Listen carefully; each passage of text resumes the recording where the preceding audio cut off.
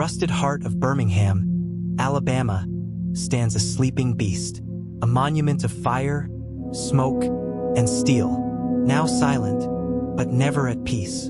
This is Sloss Furnaces, a place where industry thrived, and where some say, the dead still whisper.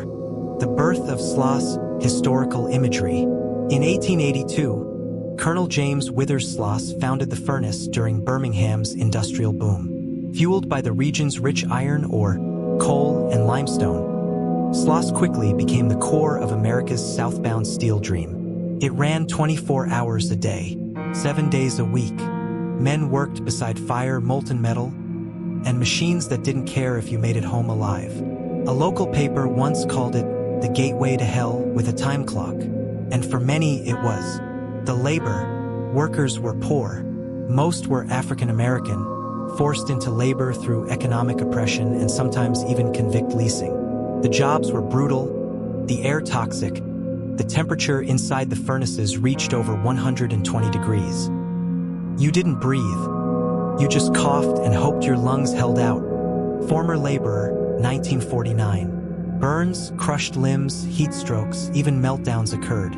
Records of deaths were vague, often covered up.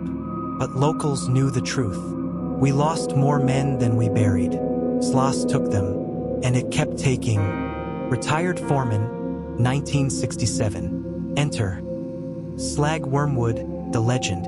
Of all the names tied to Sloss, none strike fear like James Slag Wormwood. Slag was the graveyard shift foreman during the early 1900s, and he ruled like a tyrant. He demanded non-stop production, forced men to work near molten iron without breaks, ignored safety protocols.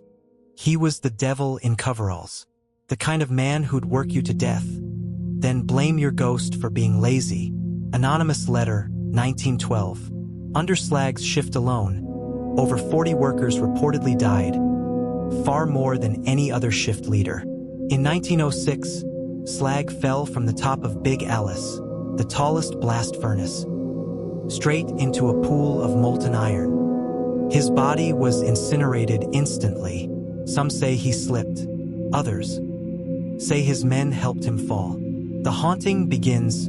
Paranormal section. After Slag's death, the night shift changed, but strange occurrences didn't stop. They only grew louder. By the 1920s, reports of shadowy figures and disembodied voices surfaced. Workers claimed to hear footsteps on empty catwalks, tools flying from racks. Some swore they were pushed by cold, invisible hands. We'd hear screams down in the tunnels, but there was no one scheduled down there. Shift worker, 1953. After Sloss closed in 1971, the stories only intensified. Guards patrolling the site reported faces in the windows, chains clanking in the dark, whispers that knew their names. I quit after 2 nights. I don't care what's down there. It's not meant to be seen. Private Security, 1978. The paranormal spotlight, media, and investigators. Sloss gained national attention in the early 2000s when paranormal shows like Ghost Hunters and Ghost Adventures featured it. Thermal cameras caught unexplained figures. EVP recordings picked up voices saying, "Get out," and "He's watching." One investigator described the site as a battery of pain, like trauma soaked into the steel. Even skeptics left with questions they couldn't explain. Architecture and energy, why it lingers.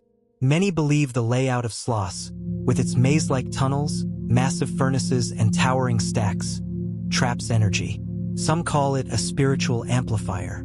Steel doesn't forget, neither does suffering. There's something ancient about Sloss, not just haunted, but claimed. Local historian, 2015. Present day, tourism meets terror. Today, Sloss is a National Historic Landmark. By day, it's a museum, a relic of American industry. By night, it becomes something else entirely. Next time on America Left Behind, we visit West Virginia Penitentiary. This imposing Gothic-style prison dates back to the 1870s and, over the years, has garnered attention for its stark conditions, its historic riots and breakouts, and its many chilling executions. Now, the prison has been abandoned for decades and tourists rather than convicts pass through its gates. Be sure to like and subscribe to join us on our journey across America as we follow some of the creepiest abandoned locations. Comment where you think episode 3 should be.